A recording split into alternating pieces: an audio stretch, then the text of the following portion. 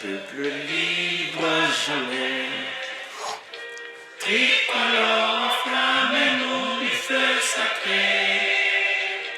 pour bâtir notre pays toujours plus beau, autour d'un fleuve majesté, autour d'un fleuve majesté. Tricolore, on rend la vie l'idéal, il nous relie aux aïeux, à nos enfants, et justice et travail,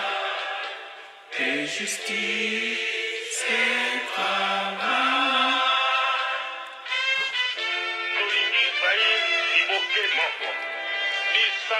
Moko,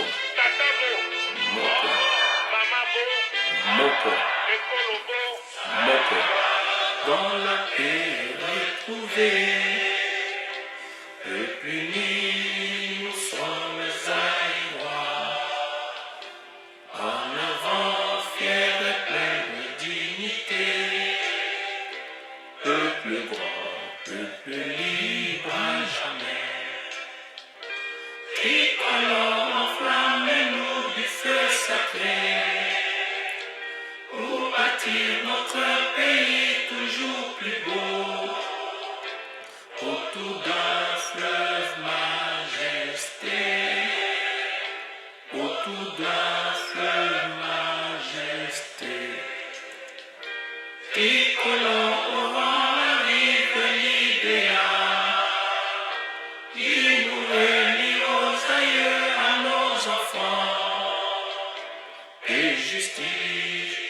et travail, et justice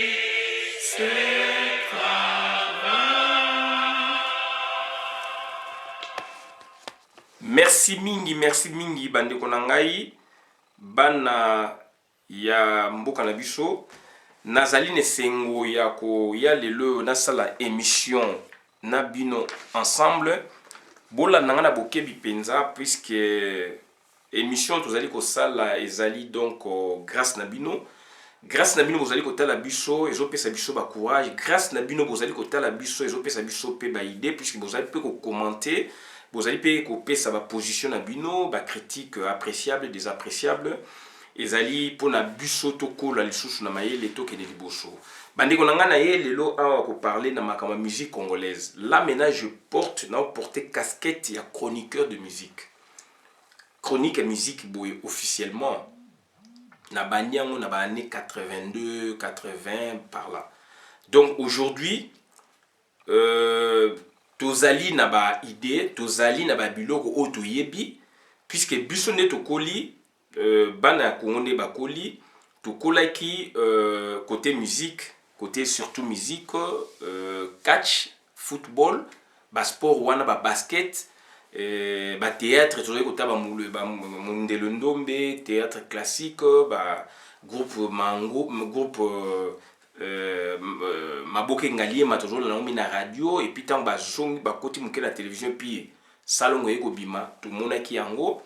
Groupe Mangobo, groupe Lenzo Yekoya vers début 80, biloko mo ndengwana et puis nandengi makamango ebimi ekomi ebele. Et puis tozalaki kaka donc na télévision moko, s'il vous plaît. Tozalaki na télévision moko avant le 24 avril 90, tozalaki na télévision moko et donc na période wana tozalaki riche na culture. Riche na culture, c'est-à-dire information, ezali ko circuler na lolingi, ezali ko circuler wana, ba critique ezali ki mingi to emetaki ba critique, mais du moins côté ba divertissement tout le bas, ba week-end donc tozalaki vraiment donc na abondance ya culture. Côté combat ya catch, ba edingwe, ba zefi, ba pumanwa, ba ndom, ba ndonda pumanwa, ba bosei, ba Botam Hercule, bazaki belé, ba Abdul Razak, bazaki belé wana, ba Ringo, ba Shada, banzeza machine de guerre, ba Poulou Mofé, bazaki belé, ba kele, donc ba Papa Kanza, ba Vie Matumuna, quartier à minene bazalaki donc ba Samson d'Afrique to viva biloko wana siège nango lieu nango yaki donc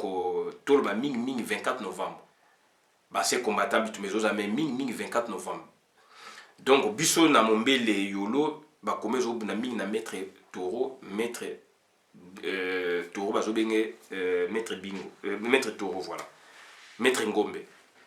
donc to vivaki biloko wana ba quartier nyos tout to zali ko vivre biloko wana ba télévision chaque samedi s'il vous plaît to yaki na ba kin show ba causé kino dimanche côté sport côté boyeboy to yaki donc to yaki madonna ba donc to yaki na ba divertissement belé na télévision et production locale donc to zali ko envier nga personnellement na yaki forte na musique ya libanda à part bah, James Bond, bah, Persaki, et je me rappelle encore l'école Nabiso, Mouninga moi là bah Jackson 5, à Obeta Masolo na ina 4 dimenté donc na oyo Congo à l'école mais moi c'était donc musique ya Congo. Tout ça qu'on a d'abord orchestre wana zaiki bah zaiko bah il suffit le coller, yoka le coller, il suffit mélodie, il suffit bailler. Voilà donc bah lipwa bah bella bella bah empire bakuba bah kavacha ok jazz bah orchestre ebele tu as bah divertissement ebele bah hit parade koya bah boye koya na télévision do bande konangai tu as bah ambiance tu as qui donc na bah jeudi choc bitumba bah sportif bah judoka bah boye qui jeudi un jeudi na maman ngebi donc on a vécu de près babilo kwana ba histoire na toyebi to moni ndenge balita bembo ba ko beta to monde be vulu ko ba ko beta na fleur d'âge na bango ndenge bazaki makasi ba grand leader ba papa wemba ba ekoya après puisque na ba leadership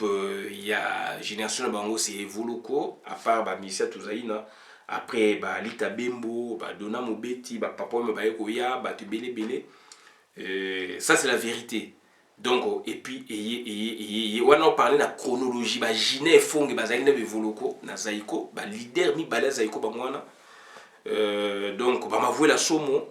bah Pepe Feli na sima bah Meridio na tour bah leader ba mwana donc bah ndeko na ngai to moni yango to vivre yango to vivre ba temporalité wana nyonso orchestre est belé et puis orchestre bimi na ba 80 et ba là je vous parle de orchestre 70 auto yokaki ya ba 60 ezali ba makiza ba Los Nikelos ba Negro Succès ba ko Bantu ba boyebo puisque pas na biso papa toujours te kama sanga to yaki na moi buvette ne ba zo benga to yaki donc même na ba 400 disques 45 tours même 50 disques 33 tours. Pour 33 tours, et même moi après. Tu as dans 45 tours de la musique, on a une tu as tourné disque, biso mtochaka, bana mtochaka, tu as qui va bloquer. Donc, on a tu fais bongo et donc voilà. Les lots émission, chroniquer, comme belé, c'est normal, puisque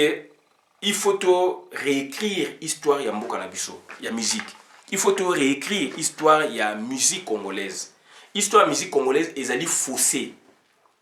Ils allaient fausser na banani premièrement na ba musicien bango moko. Lokuta baza ko dénaturer ba fait.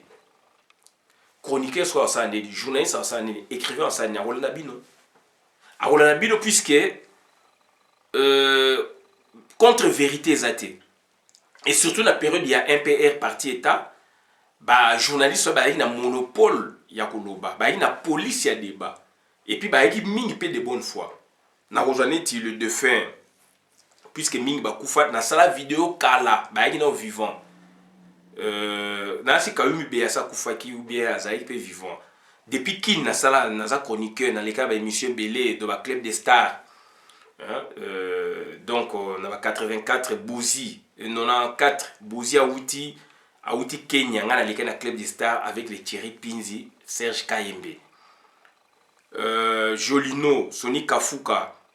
Wendo Kolosoi, na studio Maman Ngebi, na lekaki, ba vidéo ezali, ba film ezali. Thierry Pinzi, Serge Kayembe. Tokei, na spécial club des stars, na même ligne, nazalaki na posa gato bivens question na studio Mama Ngebi na posa ka wende question ya bozine na posa question te mais j'étais là donc avant wana na kota ba concert na ba studio Mama Ngebi na ba yolo na ba boye na bité que pour nous à la chroniqueur pour nous y ba il faut au kota non tu peux lire mais il faut faire attention à la lecture puisque tout ça qu'on joie ba musicien ba comme ba vedette soka zali mutema mabe akofosser histoire puisque yozo jouer na moment comme produit donc marque déposée alors que la vérité naie ezali quelque part il faut solo là na ba entourage naie o le to benga ba bureau bazalaki déjà il faut soit na famille naie bazalaka ngai pona koyeba makambo ya musique ya Zaiko evoluko na poto na 94 na keti pa tata mwasi evoluko kotuna makambo ya evoluko ngai na sali terrain na Mikle Bardo animateur ya langa stars azali na mwana Bukavu mutu na ngai dona keya meminga tie pa tata mwasi ya evoluko na poser ba question et c'est tata mwasi evoluko mtazoyi bisanga ke Zaiko ndenge bima yim ta pesaki passage donc ba beta na Hawaii wana ezaki mokolo nani yaki mobali na ye evoluko pe na tuna ye pe po ngaza na jouer information na tuni evoluko bi oui coute evoluko na a au rappeler nga sous bloko wana donc ça dit peut-être autre chose na mutute même tata mwasi evoluko a expliquer ngeloko wana pourquoi na tuna question pourquoi Zaiko ba bimaki na Kasavubu mais ba ke ko beta sorti na Hawaii na yolo nord sur donc frontière Kaoukaboue frontière jo kitaneti o kita donc au sein de Keneti donc université Simon Kimbangu soko wuti donc chaussée de Kimwenzo côté siko frontière au côté donc avenue côté la frontière côté Bongolo donc jo Keneti Bongolo Kasavubu sur ta gauche hôtel Azur lelo Zaiko e bima wana et tout temps ba boucle belé ba ici so orchestre bima ka place donc et ça a sorti officiel place bazan la public place ba outil place bimi place créamé on suppose bazan la batu dans la périphérie ba yebi bango ba kendaki na yolo osani tata moi c'est vous rappeler ça la réponse donc ça dit il y a des éléments lokuta ezali trop na musique lokuta ezali trop et pas ba star lokuta ezali trop et pas ba icône d'autant icône azali musicien abetaka bale bobo donc tant aux gens ça la histoire sur yé faites attention puisque akoyi kokosa yo et ba chroniqueur ming ba jeunesse chroniqueur ming ya Congo ba fausser histoire ya musique na biso do baloba ke musique ne mutu donc c'est-à-dire soki musique ezate donc c'est-à-dire na société ba tu bazala déranger bokoloba ke boboyi ko betisa ba concert awa ça c'est sur le plan politique na on parler sur le plan social ou sociétal donc c'est très important là maintenant donc tu allez parler na culture donc c'est à dire na culture musicale na culture sociale donc bandeko beau faire attention chroniqueur musical ba beau faire attention sur le tout na fali pour ba question fali pour pas yokaye tout na pemeni tout na me ba adversaire fali pour pas ils na bateau ba mibenga ba adversaire ya bateau donc bateau yo peut-être ba ko s'opposer na ba idée ya fali ou ko ba idée ya malamu olingo tout na makamu sur lita bembo puisque bazali génération mo evoloko donc ça dit on na makamu lita bembo o tout na pe jina o tout na pe evoloko o tout na pe mutuboye ba dona mobeti ba obetelo masolo ba nyoka longo ba obetelo masolo soko ngoy ba makama papa wemba donc il faut tout na ba ta génération na ye na millier na ba bureau même voire même leur famille c'est très important et ça ba méthode simple lelo yo na sepeli na ado uye azali ko sala concept mo malamu azako bengisa ba musicien baza ko leka azo poser ba question kitoko et puis ba musicien wana baza ko loba et au moins mususu yé moko à comprendre là maintenant c'est la vérité puis ça doit comprendre que o baza ki groupe moko aye ko loba boyebe muninga na ye un jour deux jours après ya bengisi na émission muninga na zo loba maka mususu. Donc c'est ainsi que on suit de près ce que A2U est en train de faire. Je suis de près. Babiloko wana puis na banyango bomwana. je suis de près makam oyo donc Marcel Landou na ki naza ko sala na sekele azo sala biloko kitoko, bon concept aussi donc ado u yazali ko sala ezali ko sala do bazo pesa biso be élément ba vérité za ko bima puisque biso to bandaka pe ko loba yango tant to bandaka ko loba yango bato ba croyaki biso te makama za ko to yisa bino lokuté ezali na sala ba vidéo ezali ça date d'aujourd'hui il y a 7 ans 5 ans 6 ans sur Zaiko. Non, beaucoup on a donné depuis 2011. Depuis 2011, non, on ne peut pas sortir de trucs pareils. L'écouter ça trop. Puisque Nazan a battu au ba fréquenta Zaiko, ba fréquenta bata Zaiko. Cousin n'a loko ka lo bango désiré. Mutu evoloko, azaike pas taboulé, azaike pas franco, donc milliers wana. Donc ça dit ayebisanga ba vérité est belé. Nasoana Vadio Mambenga, ayebisanga ba vérité est belé. Nasoana Suzy Kassé le maestro, yem ayebisanga ba vérité est belé. Et puis yem ayebisanga que to retracer ngana ina problème to soana makambo ba génération musique congolaise puis nazaye ko douter na oyo ebima parce que c'est Wenge abimi alinga marqué ou bien basala ki kalki na bango mabe bakena ngona ba kalki ne to ebité bango baza 4000 génération etika na bato 4000 génération mais c'est de la fausseté. Donc tout ça là sikoyo na relecture na vie Suzy Kassé ya ngana ra ba génération belé to suka na ina 8 génération 9e génération c'est fali pour pas na loba c'est vie Suzy Kassé ya nana yebi Suzy Kassé ya tena musique congolaise la musique mondiale africaine. C'est un musicien comme eux mais qui le baza ko perdurer toujours na 4e génération puisque Wenge bimisa ke lokwana. Donc bandiko na ngai donc il faut vous faire attention. Musicien azali to bite kaza mutalukuta mais star azara bongo star akoloba makambo susu puisque na moment même ça azali ko se retrouver te mutuloko a Shora Mbemba oui Shora Mbemba ya lufumu na sepela na ye tango abimaki alobaki on abino ngana za génération moko na ba jina na bevoloko na ba mopero abina tango na obimisa chanson ndeni Jina kangi kombe akangi hit parade evolo akangi donc ba chanson na bino mona na te ayi ba chanson na bimishi o ezali ko dater n'époque wana na actualiser on kaka Shora Mbemba yoka isonita lobaki Dona Mobeti azolo baki na bimisi orchestre Kavacha puisque nazaye ki membre Kavacha côté communication na sécurité evolo bimisi danse moko sala succès na juka komona na che Kavacha ayoki sonite eza ba fait eza ba histoire. Donc bandeko na ngai ba chroniqueur tantôt ça la ba émission to jouer na prudence il va de soi donc ngai na jouer na prudence parce que naza ba boucle belé sur la musique congolaise soko tanyango eza mawato lokuta na loko donc ba biloko mutu boy ba tiona mutu biloko mutu ba tiena mutu biloko mutu ba tiena mutu boy. Donc on a yé lelo awa pour nous parler na Nono empereur un des créateurs il y a loko ba bengi Atalaku mama Zekete lelo yo alobiango bébé alobaki on jana kintango vieredo akufaki likinga bébé alobaki on ke likinga mutanga akufi na 109 azo lelabi muta mema ba ona Zaiko ye mengana na imaginaire na ngana zo mona nyoka longo na yo critiquer nyoka longo mais je parle de fait.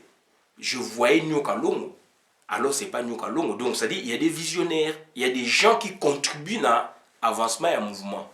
Mais bah tu vas bénéficier d'un mouvement makasité. Puisqu'il y a des statuts, il y a des boue mais de bonne foi redo à côté de ça qui donne à Talako. Donc ça dit Moutou a propulsé à Talako, c'est redo donc Nazaiko. Bébé alobaki nono bébé akena famille de tomba Zaiko e kabwanaki nono auti ko loba na émission ya ado iye mais eloko longa na ye ko insister ou ko corriger nono bébé puisque ils sont deux ba kota ki ba bandaki le même jour au biso to na télévision donc oyo boye kuna c'est normal mais au biso to na télévision de ba bimai bazara deux bébé na nono. Donc, muto mtaza na pinchi na ye, mais du moins, eloko ngana loba, il est empereur ou ils sont empereurs. Empereur et animation, il y a musique congolaise mais tous à la prudent. Tous à la prudent à critiquer te naza ko parler na position ya ngai na yo critiquer concept ya Ado IET, c'est un bon concept, il fait un grand travail, mais du moins nga na ko parler na prudence parce que animation na musique congolaise ça date animation à musique congolaise donc ils ont remonté na ba date moi encore plus reculée nono na bébé babimi donc na 82 tout le monde a qui babimi na pousse ton zaiko na no na problème d'instrument balanga langa ça c'est bima qui banini zaiko eko bima na pousse bango ba zekete donc atalaku ba oyemba bango ba oyena simasimati ba s'installer ba lancer bango donc c'est-à-dire ba kutaki déjà musique congolaise na 82 ba kutaki musique congolaise sobolandi zaiko animation c'est quoi? C'est créer la vivacité na eloko moko boye na sobolandi zaiko avant atalaku animation ezalaki avant atalaku au volant makama mikolo yo volant eza animation soki tokei na zaiko même période ya kavasha période ya mosinzo josare mosinzo kubula mosinzo ça c'est les grands pas alors les grands animateurs. Il y avait déjà, on parlait d'animation dans la musique congolaise avant les Atalak, on parlait de la donc ça dit de l'animation dans la musique congolaise et balobaka même bamusu balobaka lita be mutaza créateur mais so de bito comparer au mona mosinzo josare mosinzo kubula c'est l'animation. Disque on est bimi na 70 ya zaiko empereur na eko critiquer te na eko parler na ba fait bino bozali c'est un autre phénomène et animation. Vous c'est un autre phénomène et animation. To partager mon grand écrivain chroniqueur de musique Dari Bossé et loko avant na sala on a béni Dari Bossé n'a expliqué moi je vois na lanani na biwi ngapi na monaki yango mais nga na moni boye donc pour l'animation ils sont empereurs ils sont ceci cela bien sûr mais toujours on a la temporalité la chronologie la musique congolaise animation ezalaki déjà avant bango mais bango nde baye siko na phénomène atalaku phénomène d'animation autrement c'est ça la différence c'est ça les distinguo donc ils sont empereurs par rapport au phénomène atalaku puisque nono azaba mérite belé à Bossani Koloba il y a eu un canadien étudiant na sa thèse à doctorat ayaka na Congo encadré na terrain où il y a salaki puisque na science sociale na ba méthode wana donc ba benga terrain il faut quitter puisque certainement par là qui à part là qui n'a pas musique congolaise côté ce que animation wana et c'est là que moi ezala quitté y un canadien non surtout non soka Bossani fala lo bangwa Bossani nazo rappeler canadien yaki na Congo ba leka na émission manda chebwa ba film ane ezali donc aza ko vanter non asa na mo thèse ya doctorat yaki master yaki thèse à doctorat recherche non t'a accompagné à la kisie a komela ngo beaucoup na Canada na université mo na Canada donc bébé donc na nono ba yebi loko wana et professeur ni mo bib a benga ngo ba professeur surtout nono benga professeur mon professeur nono mundele s'il vous plaît donc ça dit atalaku c'est un grand phénomène écoute la musique congolaise oyo sali que à partir atalaku ba descendance nyo se botami wana. Mais avant Atalaku, donc musique congolaise, donc animation Zalaki, c'était des musiciens eux-mêmes, des leaders eux-mêmes, des compositeurs eux-mêmes, puisque Moutouye mon akata composition musique a tient animation et que réseau ça m'a baninga bazo ça bazo ko répondre. Mais ce que Atalaku parce que ça phénomène mon incrustation na loba yango kala. Je suis un chroniqueur na loba on ma kin awa partout. Donc voilà ce que ezali incrustation. C'est-à-dire musique pratique traditionnelle musique aba wumbu ya ba teke wumbu ba ju yango ba incrusté yango ba baki yango na kata musique moderne avec deux personnes oyo baza ko sala animation avec leur kichaka incrustation Donc c'est très important, et une étape très importante, puisque nous avons reconstruit l'histoire et la musique. Ils sont empereurs par rapport à leur phénomène. Ils sont empereurs dans l'animation par rapport à leur phénomène. Il y a Atalaku. Et à partir de l'animateur, nous sommes Atalaku, puisque avant, il n'y en avait pas. Il n'y avait pas un corps en quelque sorte étranger. Lui, il est là pour que animer. Non. Avant, c'était le musicien même faisant partie intégrante. Il y a des chanteurs, ce sont eux qui animaient. À l'occurrence, monsieur donc Mavoué la Somo, Kubula Kubula, Mosinzo, Josare, Mosinzo, Kubula Kubula. Voilà. Donc, ok, na Empire Bakuba, et Sombi, c'était des animations. Zamba, oh, Zamba, Zamba, Kubono. Donc, ceux qui vendent. Daribo Saïf, mais ceux qui vendent, même Yemo, grand animateur, bon, on a banzé, ceux qui vendent, na Zamba, Zamba. Ceux qui vendent, Yemo, grand animateur, na Landango, chanson, moi, je baba Evoluko, Aimi, Lita Bemo, Babou, un grand animateur. Donc, ceux qui vendent. Le grand frère, donc, il y a ceux qui vendent, ceux qui dansent. Donc, il y avait déjà des grands animateurs dans le cadre de l'orchestre. Lita Bembo en fut un exemple, un grand animateur. Il a sifflé. Lita Bembo. Donc, Lita Bembo a côté même sifflé. Je peux dans 2 minutes, non, c'est sa vidéo, dans 2 minutes. Donc, Lita Bembo a côté même sifflé la carte de musique congolaise. Ma histoire de musique congolaise, nous, on suivait ça vers les années 80. On en parlait, basé sur le bandé Lita Bembo. Avant, j'étais tout la radio, animateur, animation de la musique congolaise. On parlait de Lita Bembo. Donc, ils ont dit à ce moment très bien, très rassurant. Ils ont dit à ce moment, c'est-à-dire, beau fouiller en gros, donc, animation musique congolaise est bannie en 82, s'il vous plaît. Donc, vous savez que nono aux alliés empereurs, nono aux alliés batalés belé, au beau sani qu'on évoquait, donc il y avait un étudiant, un doctorant encadré par vous, na thèse naïe na Canada et canadien na landa qui ma minawe zali. Donc ma kamune za na kata thèse, certainement bimi son peu livre. Je sais pas ce qu'on appelle ça comme exemplaire. Donc c'est-à-dire ayana Congo. Je parlais donc on a sa sociologie. Donc le logo na qui pour nous expliquer en wana tout ça pour réécrire histoire na biso ba chroniqueur au ba dans la voix d'Isaïe mingi ba yeba histoire té ba landi ba vedette alors ba vedette ba des mauvaises foi ba to ba massacrer na lo ba ngana sepe le lo ba chroniquer ba comme belé ba méthode y travail comme belé tout ça pour produire ba connaissance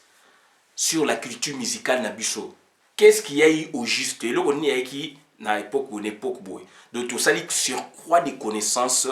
culturelles ou socio-culturelles. Puisqu'il y a eu trop de mensonges. Biso moni taboulé chaque samedi orchestre mozo beta na Congo chaque samedi 10 fin de l'année. Zaiko, OK Jazz, Empire Bakuba, Bokelo, boy tout moni yango depuis bon mois na biso. Le ba jeune le ba ebi francoté. Ba otanga ngo ba ko lioka ba moni taboulé à sa tiki musique ba moupe ba moni taboulé à sa koufi ba emene ba koufi ba impopo ba koufa ba pongo love ba koufa ba tanti na beti ba koufa ba tumi bazali le ba ça donc kolanda musique ou bien koni na critiquer mutu moté donc to parler ba vérité ba wendo ba moupe ba mona so ba wendo te ngana mona adu elenga na mona mukena moni a umelita koufi alika na ba vidéo na affaire ba télévision adu elenga o evolu kwa yemba adu elengango ayemba oh chérie voilà donc ebemba soso matanga te donc batwala to mona bango ba mso ba monité donc to parler makambo peut-être de tout moni mais histoire musique congolaise e bani le loté donc animation et outi musika kava chaso landi bango ba animation ezalaki so landi ba animation ezalaki zaiko empire lipwa babo ebodo ba animation ezalaki donc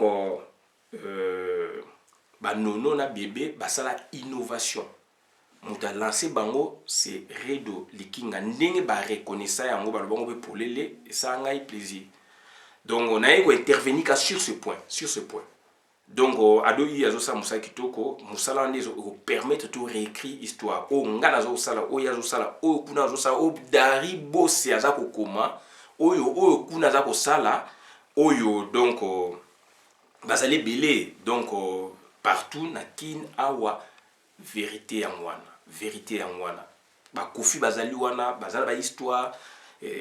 banyoka longo bazala bahistoire bevuluko bazala bahistoire bajuna janana bavie poli boyokaki baboye bacontradiction nyonso ezopesa biso mayele mais